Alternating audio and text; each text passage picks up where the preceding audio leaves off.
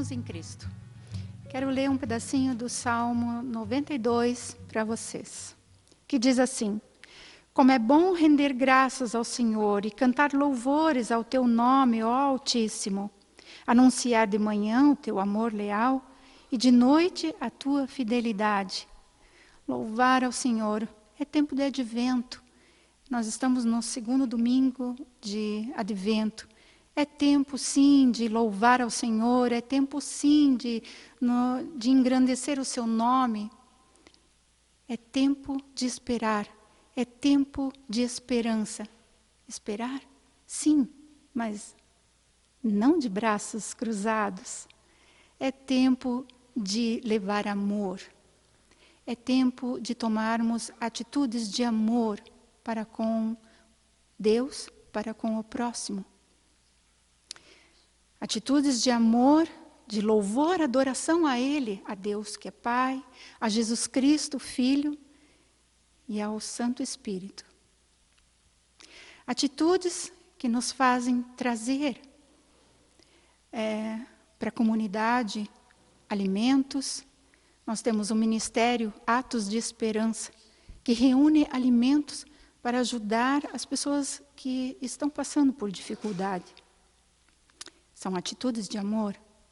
Atitudes de amor também envolve trazer dízimos e ofertas, com gratidão, com reconhecimento do que o Senhor tem feito por nós, o que Ele já fez, o que Ele faz e o que Ele fará por nós. Reconhecimento da generosidade do Senhor para conosco, entregando o seu Filho para que Ele viesse ao mundo como menino para nos salvar, para nos redimir. É tempo de alegria, é tempo de louvor, e por isso eu quero te convidar, venha louvar ao Senhor conosco, aqui, neste tempo.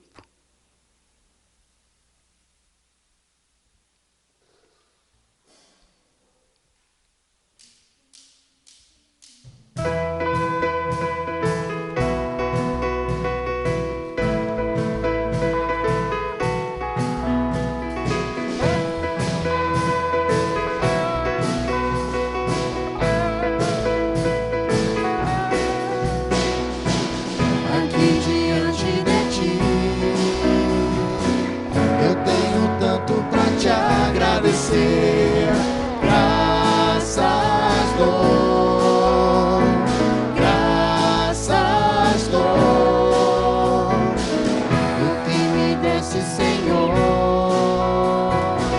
por tantas bênçãos que eu não posso ver. Graças dou, graças dou, o meu coração e o meu louvor, com as mãos aos céus, louva-te, Senhor. Graças dou, sempre a ti eu graças dou. Graças dou, sempre a ti eu graças dou. Graças dou.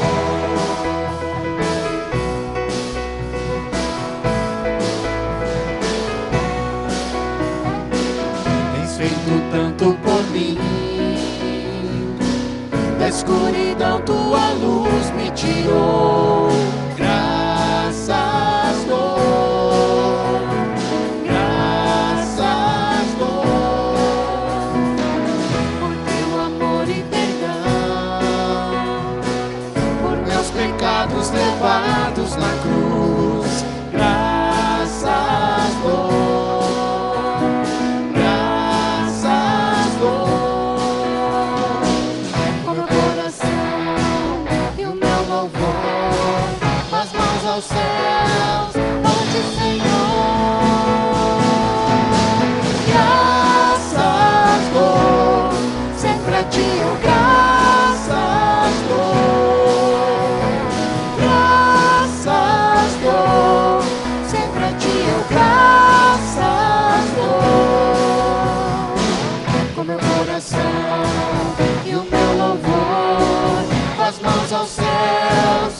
misericórdia, Senhor. Graças dou, sempre a ti eu graças dou. Graças dou, sempre a ti eu graças dou. Graças dou, sempre a ti eu graças dou. Graças dou, sempre a ti eu graças dou. Graças dou. Graças dou.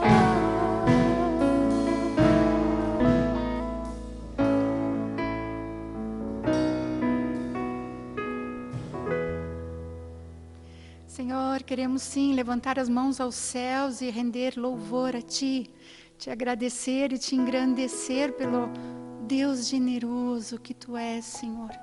Porque o Senhor nos dá aquilo que Tu tens de abundância.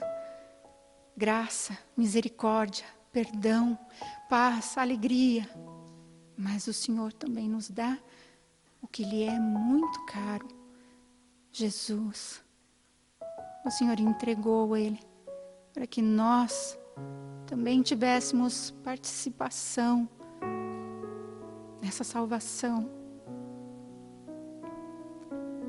onde nós também pudéssemos, Senhor, ser chamados de Teus filhos.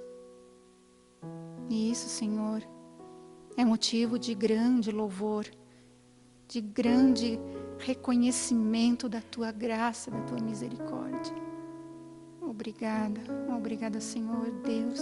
Obrigada, Jesus, por ter se permitido, deixado ser esse cordeiro, por ter estado entre nós como humano que sofreu, que viveu entre nós e através da cruz fez com que nós também pudéssemos dizer: Abba, Pai. Abba, Pai.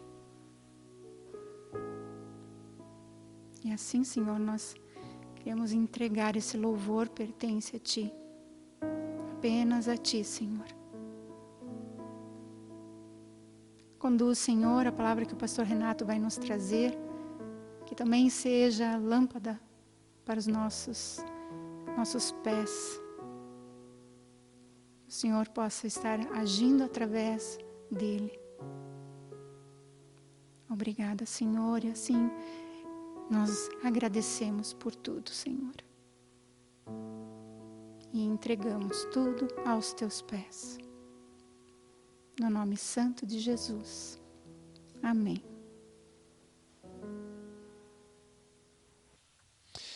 Nós estamos no tempo que antecede ao Natal. Daqui a poucas semanas nós estaremos experimentando a celebração do Deus que vem ao nosso encontro. Para falar a verdade, nós não sabemos em que dia Jesus nasceu. Nós estipulamos uma data para lembrar que Ele nasceu, e é de fato importante que a gente celebre essa vinda dEle ao nosso encontro. E a palavra de Deus é permeada por esse sentimento de aguardo, de celebração, de louvor pela vinda de Deus ao nosso encontro. E é isso que nós chamamos então de advento, a chegada de Deus, a vinda de Deus ao nosso encontro. E como eu disse, a palavra de Deus no Novo Testamento, ela é repleta de menções, metáforas, linguagens e imagens que nos querem transmitir essa realidade da vinda de Deus, da chegada de Deus. E para um desses textos eu quero te convidar a que nós nos voltemos, para permitir então que essa experiência de Deus se achegando a nós, esse sentimento de Deus vindo ao nosso encontro, possa marcar também essa caminhada conosco, a nossa caminhada enquanto nós aguardamos que Deus cumpra então definitivamente aquilo que Ele já está fazendo, que também é a volta de Jesus. Tempo de advento, tempo de celebrar Natal, é tempo de nutrir e reforçar e esperançar nessa caminhada com o próprio Deus, no aguardo de Jesus. Então eu te convido para nós irmos para esse texto que quer nos transmitir um pouco dessa realidade, que é Gálatas capítulo 3. Finalzinho do capítulo 3 da carta de Paulo aos Gálatas. Versículo 26 e seguintes. Gálatas 3, 26 e seguintes. Todos vocês são filhos de Deus mediante a fé em Cristo Jesus, pois os que em Cristo foram batizados, de Cristo se revestiram. Não há judeu, nem grego, escravo, nem livre, homem, nem mulher, pois todos são um em Cristo Jesus. E se vocês são de Cristo, são descendência de Abraão e herdeiros segundo a promessa. Digo, porém, que enquanto o herdeiro é menor de idade, em nada difere de um escravo, embora seja dono de tudo. No entanto, ele está sujeito a guardiães e administradores até o tempo determinado por seu pai. Assim também nós, quando éramos menores, estávamos escravizados aos princípios elementares do mundo. Mas quando chegou a plenitude do tempo, Deus enviou seu Filho, nascido de mulher, nascido debaixo da lei, a fim de redimir os que estavam sob a lei, para que recebêssemos a adoção de filhos. E porque vocês são filhos, Deus enviou o Espírito de seu Filho ao coração de vocês, e ele clama, Abba, Pai. Assim, você já não é mais escravo, mas filho, e por ser filho, Deus também o tornou herdeiro.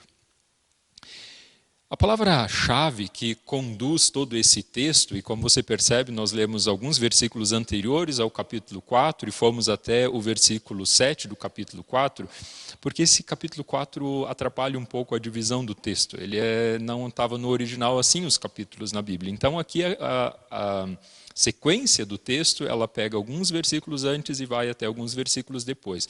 E se nós olharmos a palavra-chave que conduz esse texto, a palavra-chave é filho. Essa palavra que vai conduzir e vai integrar todo esse texto do início ao fim. Essa é uma linguagem muito típica do Novo Testamento, uma linguagem típica que quer nos transmitir o que significa a vinda de Jesus, a vinda de Deus ao nosso encontro e essa realidade que ocorre através da vida, do ministério, da morte e da ressurreição de Jesus. E é assim então que Paulo, nessa palavra de Deus, vai nos mostrar uma realidade que diferencia esse tempo que o ser humano tinha antes da vinda de Jesus, o Cristo, e depois de Jesus. O que significa uma realidade antes de Jesus e o que significa a realidade da vivência com Jesus. Isso tem tudo a ver com o Natal, tem a ver com o Advento, tem a ver com o resumo do Evangelho como ele é apresentado nesses versículos. Para ilustrar isso de forma mais concreta, Paulo vai usar uma linguagem de adoção. É uma linguagem jurídica do tempo, no sentido de adoção. Naquele contexto, era mais comum que se adotasse pessoas já adultas do que, na verdade, crianças. Imperadores adotavam os seus sucessores, pessoas ricas adotavam escravos ou pessoas que estavam ao redor do seu convívio para que se tornassem herdeiros. É nesse contexto histórico que nós estamos e Paulo então usa essa imagem para ilustrar o que significa a vinda de Deus ao nosso encontro. Mas o tema central, o termo central desse texto é o que nós encontramos no versículo 4. Mas quando chegou a plenitude do tempo, Deus enviou seu Filho. A plenitude do tempo. Esse é o coração desse texto que nós lemos. É o centro desse texto, ao redor do qual tudo orbita. É a partir da compreensão desse termo central, a plenitude do tempo. É a partir dessa compreensão que tudo mais que está ao redor, então, depende. O que é essa plenitude do tempo?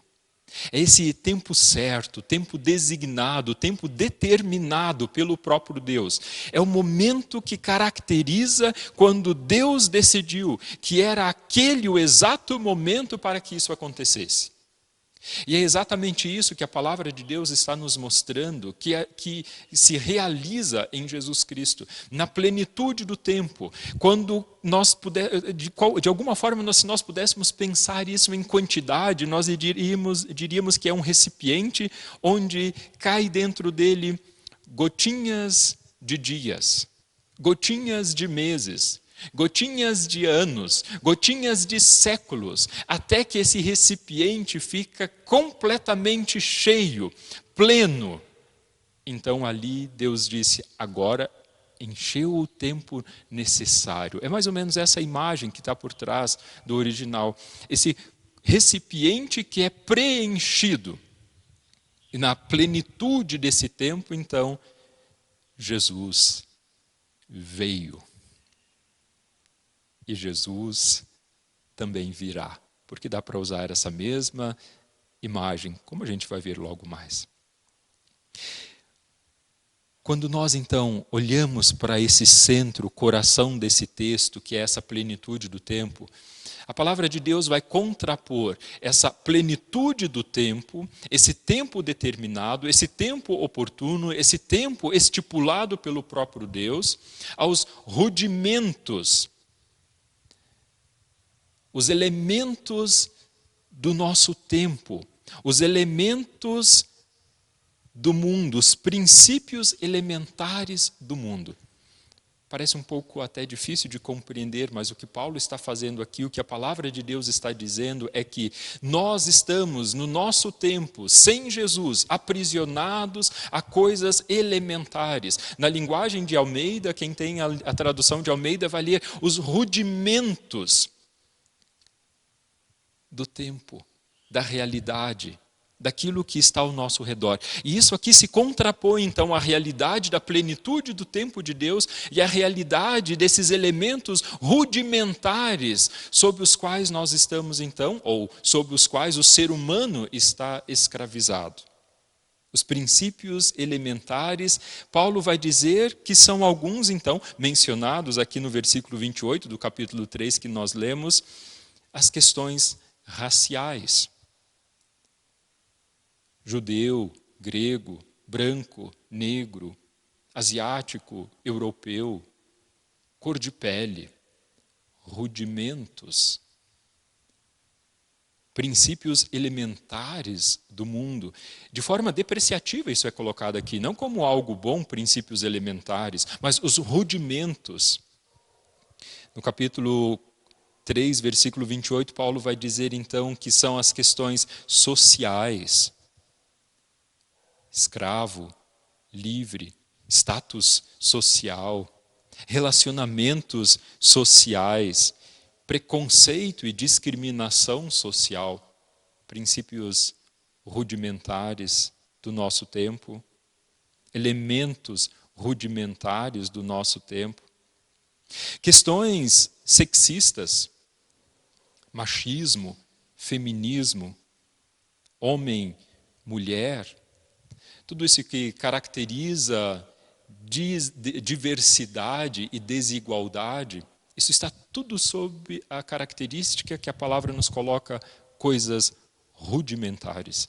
Princípios elementares, rudimentares, que são incomparavelmente menos significantes ou insignificantes quando comparados com a plenitude do tempo e aquilo que aconteceu nessa plenitude do tempo.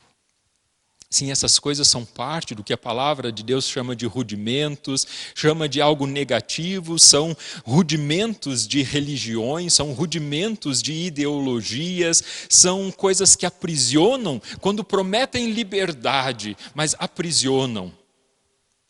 Porque quando nós conversamos um pouquinho com pessoas que estão aprisionadas a esses rudimentos das religiões, rudimentos das ideologias, nós logo percebemos o quanto elas estão escravizadas a essa linguagem, a essa luta que elas entendem como libertadora, mas é aprisionante. Como cultuam essas questões. Isso a palavra de Deus vai colocar de forma categórica como algo ruim. Não como algo que promova, de fato, liberdade, porque é apenas a experiência do que significa a plenitude do tempo quando Cristo Jesus vem. Somente a partir disso que nós de fato experimentaremos o que é liberdade e o que é de fato ser tornado então filho de Deus. Logo mais a gente vai ver um pouquinho mais sobre essa realidade tão melhor e superior a qualquer outra coisa.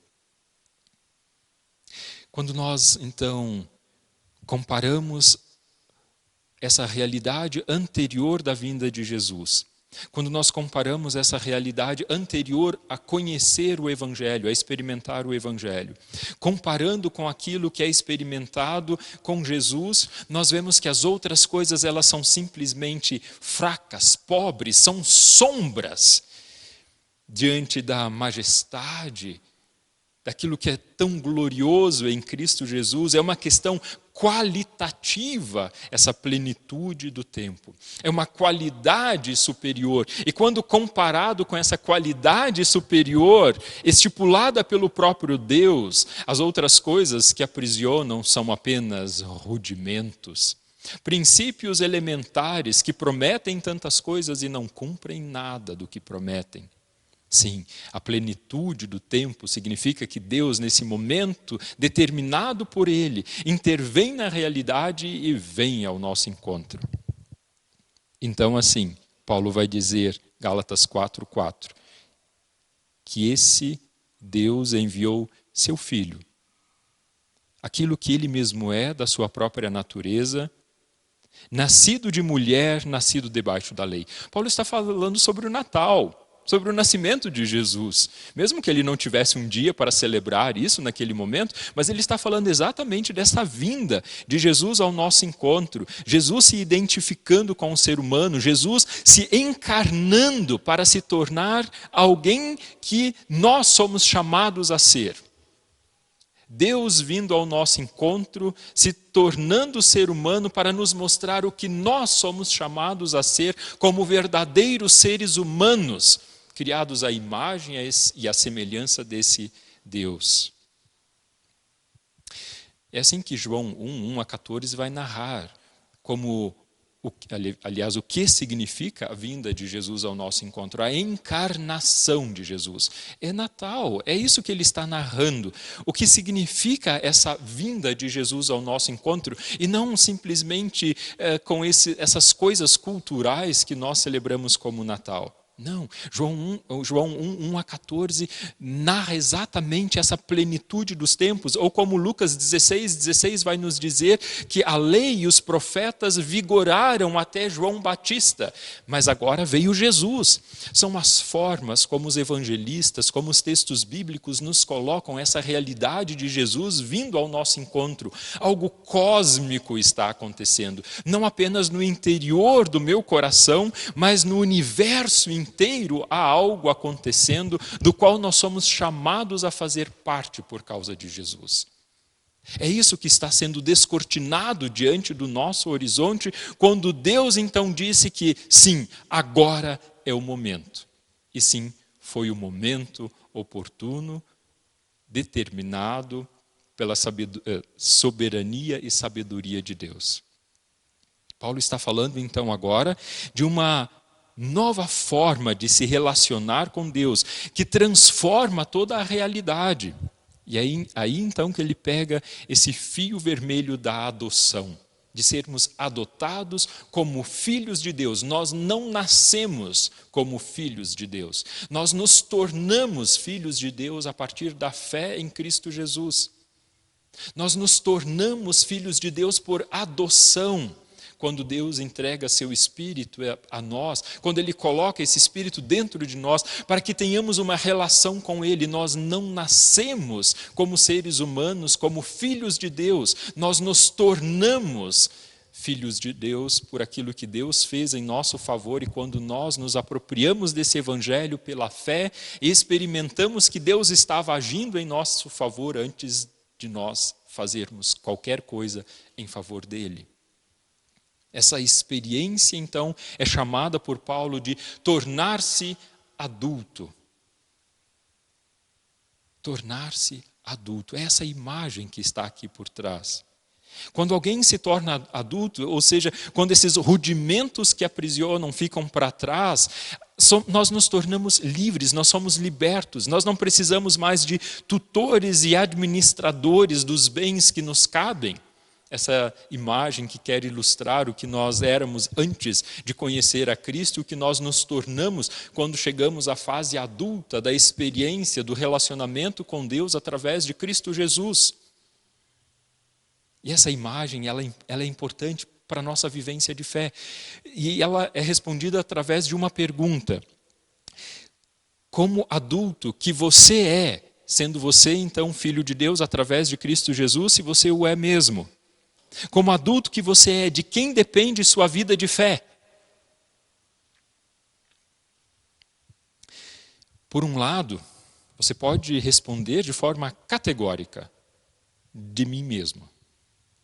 Não depende do pastor, não depende da igreja, não depende de programas, de eventos da igreja, não depende de alguém ficar insistindo com você, como esses tutores que conduzem, como esses que são administradores que conduzem, que na verdade direcionam os aios que conduzem, que direcionam para que você precise fazer alguma coisa. Não, você é adulto. Se você tem a experiência de Cristo Jesus sendo gerado em você através do Espírito Santo. Não, já não somos escravos, sujeitos a guardiães e administradores até o tempo determinado pelo Pai. Não, esse tempo já passou. Quando nós éramos menores, estávamos escravizados, diz Paulo, aos princípios elementares do mundo, dessas coisas que aprisionavam. Mas esse tempo é passado para quem tem a experiência de ser filho de Deus, assim como o versículo 26 do capítulo 3 nos mostrou. É claro que a vida de fé saudável é vivida em comunidade, em comunhão. É impossível que alguém realmente seja cristão e não queira viver em comunhão. De dizer que pode viver uma fé autônoma, fora da comunhão. É impossível. De fato, vivência saudável de fé é vivência em comunidade. Mas aqui Paulo agora está nos mostrando que depende também de cada um da experiência de estar como adulto na caminhada com Deus. Agora a pergunta é feita de novo. Como adulto que você é, de quem depende sua vida de fé? Depende da sua experiência de ser redimido, de ser liberto, de ser tornado filho de Deus. Aqui então você ora chamando de Pai amado. Depende do seu relacionamento especialmente íntimo com Deus através do Espírito Santo. É assim que esse texto que nós lemos se encerra. Paulo aos Gálatas, capítulo 4, versículo 6, vai nos mostrar exatamente isso. Porque vocês são filhos, Deus enviou o Espírito de seu Filho ao coração de vocês. E ele clama, Abba, Pai. Abba é uma palavra que significa algo como Pai amado, Pai querido. É assim como Jesus chamava o próprio Deus e nos inseriu para o relacionamento com Ele, para que nós então desfrutássemos desse relacionamento. Deus colocou dentro de nós esse anseio, esse querer experimentar mais do relacionamento com Deus. Somente podemos buscar a esse Deus se Ele tiver colocado dentro de nós esse Espírito que clama dentro de nós exatamente isso. Ó Pai amado, ó Deus, preciso e anseio mais de Ti, preciso e anseio de Ti. Preciso de Ti, anseio por Ti. Quero experimentar mais da Tua presença, porque é exatamente isso que o Espírito Santo faz quando está derramado no centro da nossa vontade, no centro do nosso querer, no nosso interior, aquilo que determina por onde vamos caminhar, como vamos tomar decisões e como vamos orientar a vida. No meio disso tudo, da forma concreta como lidamos com os nossos dias, o Espírito Santo clama para que tudo isso seja permeado pela presença e realidade de Deus. Então nós o buscamos intensamente. Não é possível ser um verdadeiro cristão, ser uma verdadeira pessoa cristã e não ter sede e fome de Deus. Não é. Porque o Espírito Santo que então é dado, ele clama por isso. Então, se o Espírito Santo não está te incomodando ou se a sua vida espiritual está apática, deixe-me dizer, você precisa nascer ainda para a realidade de Deus, para que essa plenitude do tempo se concretize na sua vida. Ou a chama está apagando em você. E é hora então de aproveitar o advento, o tempo de celebração, e colocar combustível nessa chama, para que ela arda dentro de você e esse clamor do Espírito Santo dentro de você se renove no seu relacionamento íntimo com o Pai. Sim, essa presença de Deus em nós, que se concretiza e é nutrida, faz total diferença na forma como nós experimentamos aquilo que Jesus veio estabelecer. Por que ele veio? Porque ele nasceu sob a lei, porque ele se encarnou. Versículo 5, a fim de redimir os que estavam sob a lei, a fim de resgatar aqueles que estavam presos aos rudimentos dessa vida, a fim de que nós possamos experimentar o que significa viver de forma qualitativamente melhor no relacionamento com o próprio Deus, para que recebêssemos a adoção de filhos, para que fôssemos adotados por Deus. Foi por isso que Jesus veio, para estabelecer relacionamento entre o ser humano e o próprio Deus, para que aquelas coisas rudimentares fiquem de lado e que você não precise de ninguém que fique insistindo com você que você precisa de Deus. Não! Isso já se concretizou e está impregnando o teu coração. E é assim de fato que clamamos então, ó querido Deus, querido Pai. Assim você já não é mais escravo, mas filho. E por ser filho, Deus também o tornou herdeiro. É isso então que nós agora vivenciamos, porque existe sim uma realidade, uma tendência a decairmos daquilo que já experimentamos, se de fato experimentamos pela concretização do que ocorreu em Jesus, como Paulo vai dizer também aos Gálatas nos versículos que seguem. Antes, quando vocês não conheciam a Deus, eram escravos daqueles que por natureza não são deuses, mas agora, conhecendo a Deus, ou melhor, sendo por Ele conhecidos, como é que estão voltando àqueles mesmos princípios elementares, fracos e sem poder?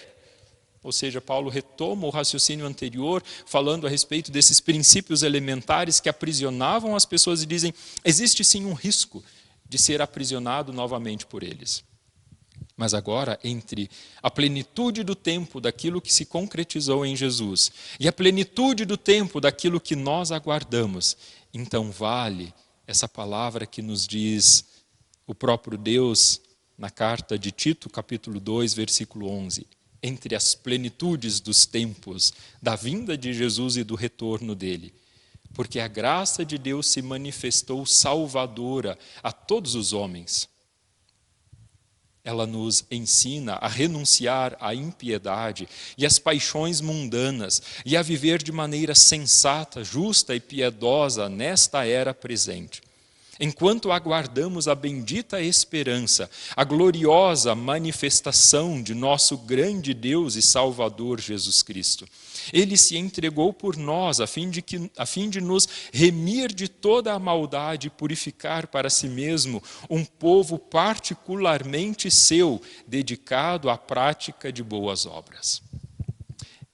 Essa palavra nos mostra, de Tito 2, 11 a 14, nos mostra então como nós agora vivemos, entre o tempo da plenitude, da vinda de Jesus e do retorno dele, que se concretizará, como nós vivemos, na busca pelo que é bom. É assim que nós vivemos, nessa íntima relação com o próprio Deus. Vivemos, aguardamos e esperançamos na prática do que é bom, segundo essa palavra.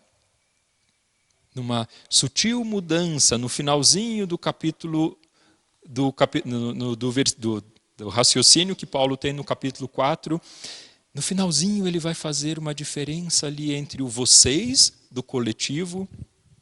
No versículo 7 ele vai dizer, assim, você já não é mais escravo, mas filho. É sim no coletivo, na experiência do todo, mas a palavra agora é para você. Os rudimentos do mundo já não te aprisionam mais. Os rudimentos, as coisas elementares, já não te escravizam. Assim, você já não é mais escravo, mas filho. E por ser filho, Deus também o tornou herdeiro. É isso que significa advento e o momento que nós celebramos no aguardo ansioso por desenvolver cada vez mais a experiência do relacionamento com o próprio Deus. Advento, chegada de Jesus e o aguardo ansioso para experimentarmos cada vez mais da presença de Deus até Jesus voltar. Que isso se concretize na sua vida e na minha, para a honra e glória de Deus e para a nossa vida já agora e eterna. Amém. Quero te convidar para orar.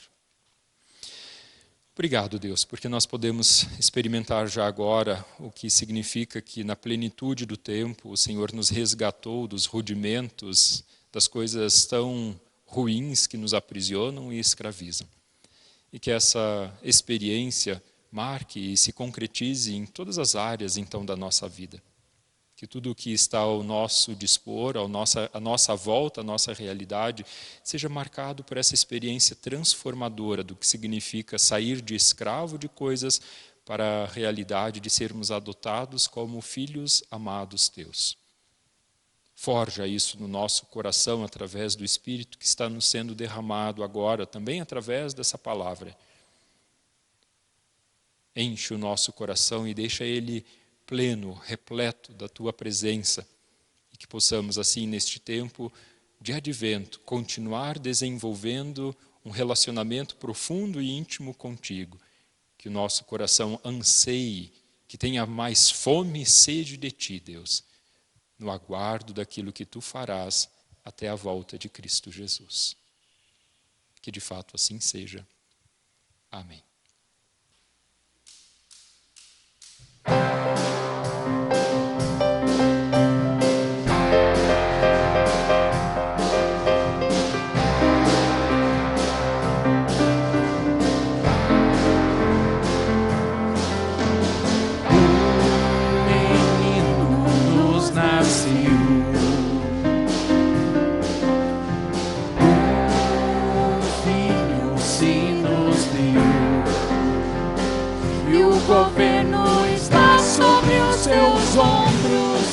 Seu nome será maravilhoso, conselheiro, Deus forte, o Pai da eternidade, o príncipe da paz.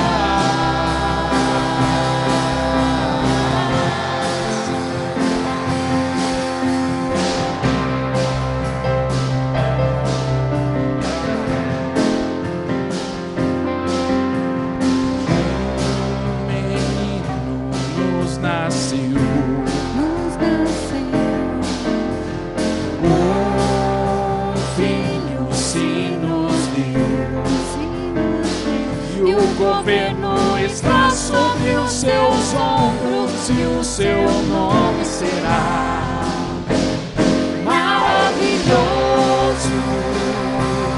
conselheiro, Deus forte, o Pai da eternidade, o príncipe da paz.